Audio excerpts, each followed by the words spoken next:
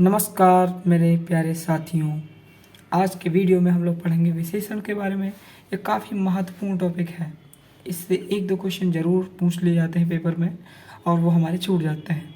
तो अगर हम इस टॉपिक को अच्छे से पढ़ लेंगे तो मुझे नहीं लगता हमारा एक भी क्वेश्चन छूटेगा। अभी जल्दी में हम लोग के पेपर होने वाले हैं, तो चलिए इस वीडियो को शुरू करते हैं। विशेषण, आखिर विशेषण होते क्या हैं? अभी तक तो हम यही पढ़ते आए हैं कि संज्ञा और सर्वनाम की जो विशेषता प्रकट करते हैं उन्हें विशेषण कहते हैं। तो चलिए आज कुछ नया पढ़ते हैं। विशेषण शब्द विशिष्टता और विलक्षणता के लिए प्रयुक्त होते हैं। ऐसे शब्द जो विशिष्टता और विलक्षण बताते हैं उन्हें हम विशेषण कहते हैं। या तो जो हमने डेफिनेशन पढ़ रखी है छोटे क्लासेस में, संज्ञा और सर्वनाम की विशेषता बताने वाले शब्दों को विशेषण कहते हैं। संज्ञा और सर्वनाम, ठीक, जैसे सुंदर, अच्छा, बुरा, लंबा, छोटा। संज्ञा सर्वनाम क्या है और ये कैसे विशेषता बताते हैं, इसके बारे में हम लोग जानेंगे। मान लीजिए राम है। राम कैसा है? सुंदर है या अच्छा है या बुरा है, या राम लंबा है या राम छोटा है? तो राम की विशेषता प्रकट की जाए, वही हमारा विशेषण हो गया कि राम सुंदर है कि नहीं सुंदर है। ठीक, तो राम की विशेषता, राम क्या हो गया? एक नाउन हो गया, मतलब संज्ञा हो गई। ठीक, तो उसकी विशेषता जो शब्द प्रकट करते हैं उसी को हम विशेषण कहते हैं। फॉर एग्जाम्पल, यहाँ पे हमने एक लिख लिया है एग्जाम्पल, अविनाश अच्छा लड़का है। या फिर आप लोगों का जो नाम है वही आप नाम रख सकते हैं यहाँ पे और ये लगा सकते हैं। डैश अच्छा लड़का है, मतलब अविनाश की विशेषता बताई जा रही है। ठीक, विशेषण क्या है? अच्छा, विशेष क्या है? अविनाश। अब एक नया टॉपिक आ गया है कि विशेष। विशेष क्या होता है? विशेष वह चीज़ होती है जिसकी विशेषता प्रकट की जाती है। जैसे कि यहाँ पे अविनाश की विशेषता बताई जा रही है, तो जो अविनाश हो गया वो हमारा विशेष हो गया और जो विशेषता बताई जा रही है वो हमारा विशेषण हो गया। अच्छा, ठीक, जैसे अब हम पढ़ेंगे राहुल सुंदर लड़का है। राहुल कैसा लड़का है? राहुल सुंदर लड़का है। राहुल की गुण बताए जा रहे हैं। गुण कैसे हैं राहुल? ठीक, राहुल के गुण, गुणवाचक विशेषण यहाँ पे हमको देखने को मिलेगा। अभी हम लोग पार्ट्स ऑफ विशेषण पढ़ेंगे, मतलब कितने प्रकार के विशेषण होते हैं उनके बारे में जानेंगे। अभी हम लोगों ने विशेष के बारे में पढ़ा था, तो चलिए इसकी डेफिनेशन भी देख लेते हैं। विशेष संज्ञा या सर्वनाम या जिनकी विशेषता प्रकट की जाए उन्हें विशेष कहते हैं। जैसा कि अभी हम लोगों ने डिस्कस किया था वही चीज़ है। अब ये थोड़ा इम्पॉर्टेंट चीज़ आ गई। ठीक, मोस्ट इम्पॉर्टेंट थिंग, संज्ञा। संसार में जितने भी नाम प्रयुक्त होते हैं, देखो संज्ञा is a naming word. English में हम लोग पढ़ते हैं कि noun is the naming word. ऐसे ही संज्ञा जो है वह किसी को नाम दे देना। कोई चीज़ वस्तु पड़ी हुई है उसको हम नाम दे रहे हैं तो वह संज्ञा हो गई। ठीक, और सर्वनाम क्या होता है? उन्हीं संज्ञाओं को के स्थान पे जब हम कोई दूसरा शब्द प्रयुक्त करते हैं तो उन्हें हम सर्वनाम कहते हैं। चलिए इसको देखते हैं आसान से कॉन्सेप्ट से। जैसे संजय स्कूल जाता है, वह अच्छा लड़का है। तो यहाँ पे संज्ञा हमारी क्या हो गई? संजय स्कूल जाता है, वह अच्छा लड़का है। तो संज्ञा हो गई हमारी संजय, और सर्वनाम जो संज्ञा के स्थान पे प्रयुक्त हुए हैं। या तो हम ये कहते हैं संजय स्कूल जाता है, संजय अच्छा लड़का है। ठीक, तो संजय बार बार ना यूज़ करके हमने संजय की जगह पे वह यूज़ कर लिया, तो हमारा जो वह है वो हमारा सर्वनाम हो गया। ठीक, अब हम देखेंगे विशेषण। विशेषण क्या है? अब संजय स्कूल जाता है और संजय क्या है? अच्छा लड़का है, तो अच्छा हमारा विशेषण हो गया।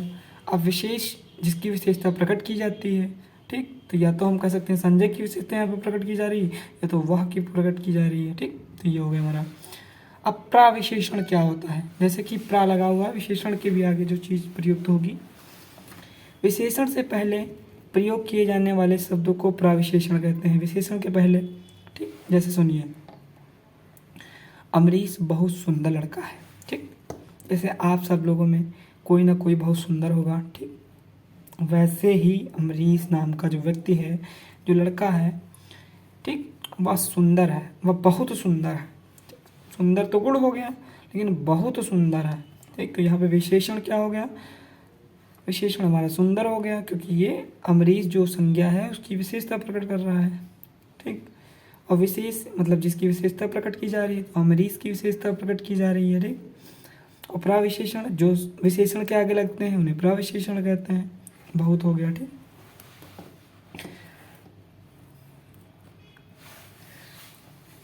दूसरे शब्दों में हम कह सकते हैं कि विशेषण की विशेषता प्रकट करने वाले शब्द प्रविशेषण कहलाते हैं। जिस प्रकार संज्ञा और सर्वनाम की विशेषता जो शब्द प्रकट करते हैं उन्हें हम विशेषण कहते हैं, फिर विशेषण की जो विशेषता प्रकट करते हैं उन्हें हम प्रविशेषण कहते हैं। ठीक, जैसे सुंदर तो बहुत सुंदर या कम सुंदर, ऐसे सीधे। अब हम लोग पढ़ेंगे विशेषण के प्रकार। देखिए, कहीं कहीं पे विशेषण के प्रकार 4 लिखे होते हैं, कहीं कहीं पे 5 लिखे होते हैं, लेकिन हमारे जो 4 हैं वो ज़्यादा सही है, as far as I know. विशेषण के प्रकार, विशेषण के मुख्यतः 4 प्रकार हैं, कहीं कहीं पे 5 भी लिखा मिल सकता है आपको। तो पहला जो है वो गुणवाचक विशेषण है, दूसरा जो है संख्यावाचक विशेषण है, तीसरा जो है हमारा परिमाणवाचक विशेषण है, चौथा जो है हमारा सर्वनामिक विशेषण है। गुणवाचक में गुण बताएगा, संख्यावाचक में संख्या का बोध कराएगा, परिमाणवाचक में भार के बारे में बताएगा, सर्वनामिक में हमारा सर्वनाम से रिलेटेड चीज़ें होंगी। अब हम लोग फिर से एक बार देख लेते हैं। विशेषण था हमारा, विशेषण में गुणवाचक विशेषण हो गया, इनके 11 प्रकार होते हैं, अभी हम लोग डिस्कस करेंगे। संख्यावाचक विशेषण के 2 प्रकार होते हैं, निश्चित संख्यावाचक और अनिश्चित संख्यावाचक। परिमाणवाचक विशेषण के भी 2 प्रकार होते हैं, निश्चित परिमाणवाचक, अनिश्चित परिमाणवाचक। सर्वनामिक विशेषण या सांकेतिक विशेषण भी कहते हैं इसको। ठीक,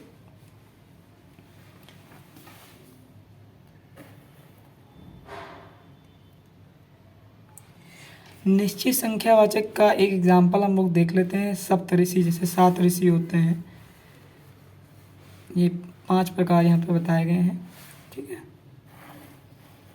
अब हम लोग एक एक विशेषण को डिटेल में डिस्कस करेंगे, क्योंकि ये हमारे एग्जामिनेशन पॉइंट ऑफ व्यू से काफ़ी इंपॉर्टेंट है। इसमें हम लोग ट्रिक्स के बारे में भी जानेंगे, तरह तरह की ट्रिक्स के बारे में।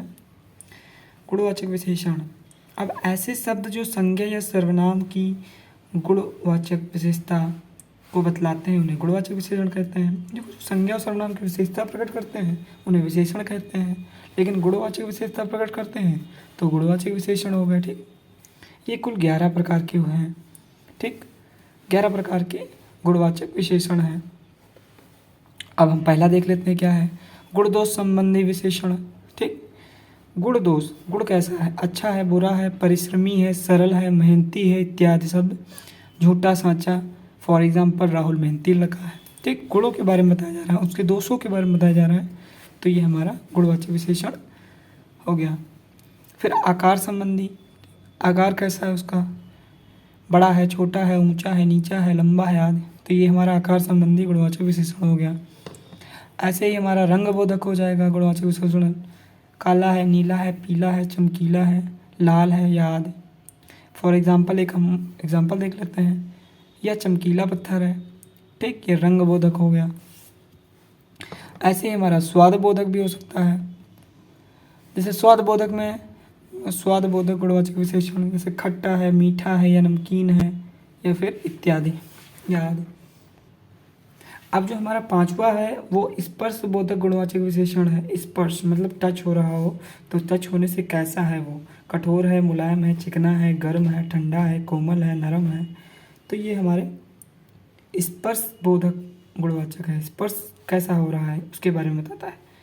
फिर हमारा आ जाएगा गंध बोधक, गंध कैसी आ रही है, दुर्गंध आ रही है, खुशबूदार है या बदबूदार है आदि, तो ये हमारा गंध बोधक गुणवाचक विशेषण हो गया।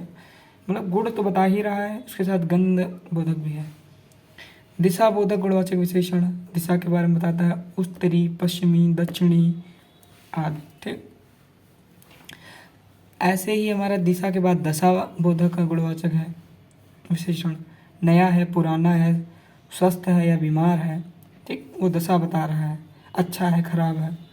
अवस्था बोधक गुणवाचक, अवस्था कैसी है, युवा है, बूढ़ा है, तरुण है, जवान है, प्रौढ़ है इत्यादि आदि। फिर स्थानवाचक विशेषण होता है, देशी है, विदेशी है, ग्रामीण है, बाहरी है, शहरी है, भारतीय है। ठीक, तो इन बातों की हम लोग स्टडी करते हैं। फिर ऐसे ही हमारा हो जाता है कालबोधक गुणवाचक विशेषण। कालबोधक प्राचीन काल के हैं, आधुनिक काल के हैं, पुराना है, ताज़ा है इत्यादि। तो ये हमारा था गुणवाचक विशेषण जो 11 प्रकार के थे। मैं जितना डिटेल में पढ़ा रहा हूँ शायद किसी बुक में हो या कोई टीचर पढ़ाए। इतना डिटेल में पीसीएस लेवल में पूछते हैं, नॉर्मल एग्जाम्स में तो वन लाइनर्स क्वेश्चन होते हैं। चलिए अब हम लोग दूसरे टॉपिक को देखते हैं, संख्यावाचक विशेषण। जो शब्द संज्ञा या विशेष संबंधी विशेषता को प्रकट करते हैं उसे संख्यावाचक विशेषण कहते हैं। ठीक, जैसे 7 ऋषि, 5 कुर्सी, इसमें देखिए संख्या लिखी हुई है। ठीक, संख्या का बोध कराते हैं, उन्हें हम संख्यावाचक विशेषण कहते हैं। संख्यावाचक विशेषण के प्रकार 2 प्रकार हैं मुख्यतः, निश्चित संख्यावाचक विशेषण, अनिश्चित संख्यावाचक विशेषण। जो हमारे निश्चित संख्यावाचक विशेषण हैं उनको भी हम बांटेंगे, उनको हम 5 पार्ट में डिवाइड करेंगे। गणनावाचक हो गया, क्रमवाचक हो गया, समुदायवाचक हो गया, आवृत्तिवाचक हो गया, प्रत्येक बोधक हो गया। अब हम इनको भी डिटेल में देख लेते हैं। गणनावाचक में क्या होगा? गणनावाचक में जिसमें संज्ञा की गिनती का बोध हो या पता चले उसे गणनावाचक विशेषण कहते हैं। ठीक, गिनती का बोध हो या पता चले गिनती हो रही, जिसमें काउंटिंग नंबर्स हों। जैसे नवरात्रि शुरू हो रही है, नवरात्रि 9 दिनों की रात्रि जो है उसे नवरात्रि हुई, या अंक और शब्द दोनों में हो सकती है। मतलब ये ऐसे भी लिखा हो सकता है, या 9 में लिखा हो सकता है, या वर्ड्स में भी लिखा हो सकता है, ये दोनों हो सकते हैं। फिर इसके बाद आ गया क्रम। जो शब्द संज्ञा की क्रमवाचक गणना को बताएं उसे हम क्रमवाचक विशेषण कहते हैं।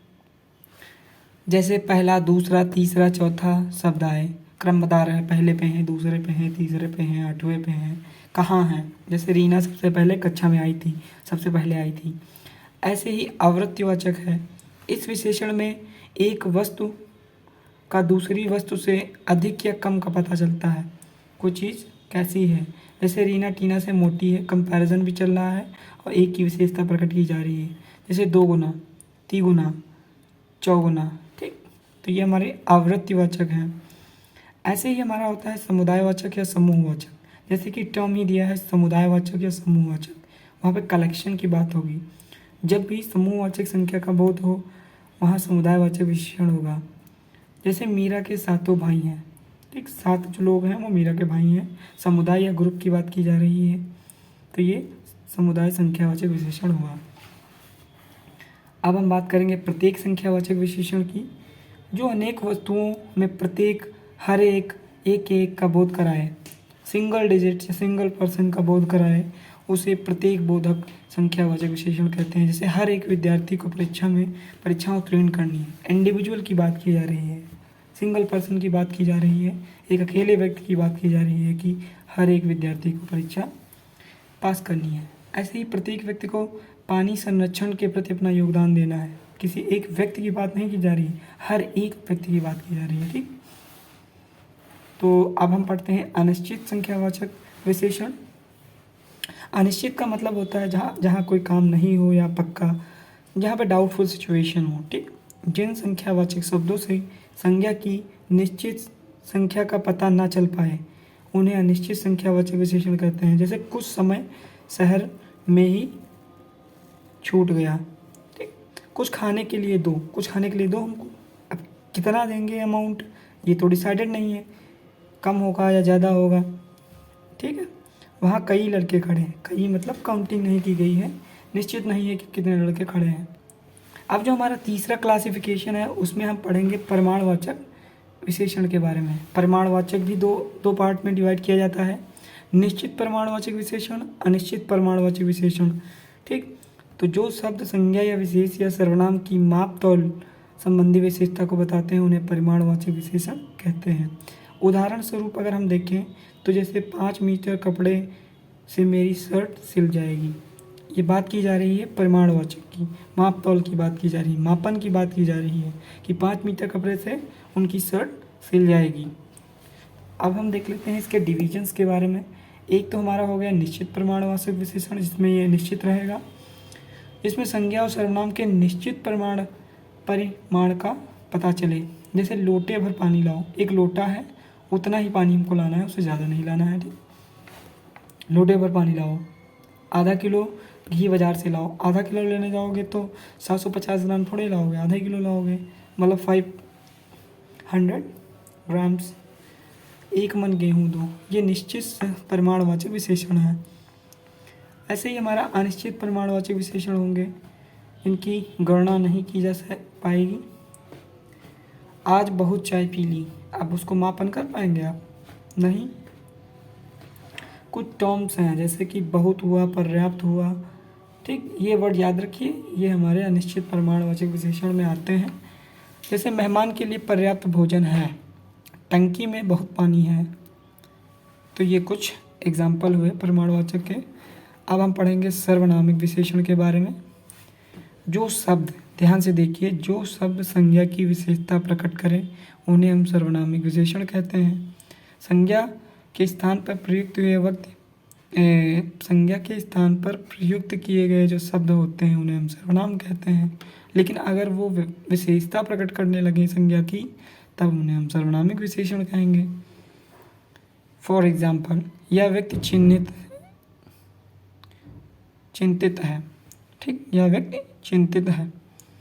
जो व्यक्ति है वह चिंतित है, यहाँ पे विशेषता प्रकट की जा रही है। यह लड़की गाना गा रही है।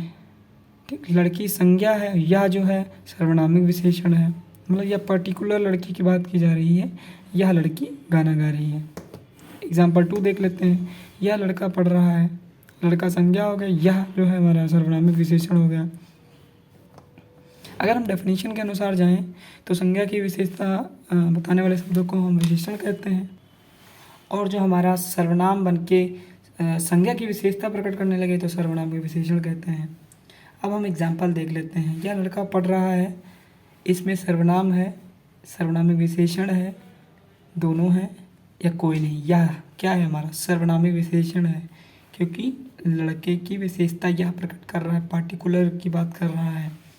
अगर सर्वनाम के बाद संज्ञा है तो वह सर्वनामिक विशेषण होगा। अगर सर्वनाम के बाद क्रिया अथवा सर्वनाम होगा तो कुछ अन्य शब्द हो सकता है। अब हम विशेषण की अवस्था के बारे में भी बात कर लेते हैं। जैसे कि पॉजिटिव हुआ, कंपैरेटिव हुआ, सुपरलेटिव हुआ। ये इंग्लिश में होता है जैसे गुड, बेटर, बेस्ट। ठीक, प्रत्येक व्यक्ति वस्तु के गुण दोष की मात्रा अलग अलग होती है। इसी मात्रा को हम तुलना के आधार पर पहचान करते हैं। तुलनात्मक विशेषण जो हुआ वो 3 प्रकार के होते हैं। मूलावस्था, first form of the verb, जिसमें हम लोग पढ़ते हैं उत्तरावस्था, उत्तमावस्था। मूलावस्था क्या होती है? जिसमें एक व्यक्ति या वस्तु के गुण दोष के बारे में बताया जाए, किसी एक व्यक्ति के गुण दोषों के बारे में बताया जाए। जैसे कि गुलाब एक सुंदर पुष्प है, फूल है, वह एक सुंदर पुष्प है। ठीक, विशेषता प्रकट कर रहा है मूलावस्था में। ठीक, अब उत्तरावस्था क्या हो जाएगी? 2 व्यक्तियों, स्थानों के बीच में तुलना की जाती है। वहाँ पे एक था, यहाँ पे 2 के बीच में तुलनात्मक बात की जा रही है। एक वस्तु को दूसरी वस्तु से कम या अधिक का बोध कराए। सुरेश मोहन से अच्छा खिलाड़ी है। सुरेश और मोहन के बीच में कंपैरिजन की बात हो रही है, तो यहाँ पे सेकंड फॉर्म लगेगी। मेरी कमीज़ तुम्हारी कमीज़ से स्वच्छ है, मतलब साफ है। 2 लोगों के बीच में कंपैरिजन हो रही है। अब उत्तमा अवस्था, 2 या 2 से अधिक विशेष्यों में किसी एक को उत्तम दर्शाती है। ये आम सभी आमों से कम मीठे हैं। कुछ आमों को सिलेक्ट कर लिया, वो दूसरे आमों से हटा के उनकी विशेषता प्रकट की जा रही है। एक और एग्जांपल देख लेते हैं। अवनीश कक्षा का सबसे होनहार बालक है। तो यह हमारा पर्टिकुलर वीडियो था विशेषण के बारे में। आशा करता हूँ पसंद आया होगा। अगर पसंद आया हो तो वीडियो को एक लाइक, एक सब्सक्राइब जरूर कर दें, ताकि मेरे आने वाले वीडियो भी आप तक पहुँच सकें। थैंक यू एंड जय हिंद दोस्तों।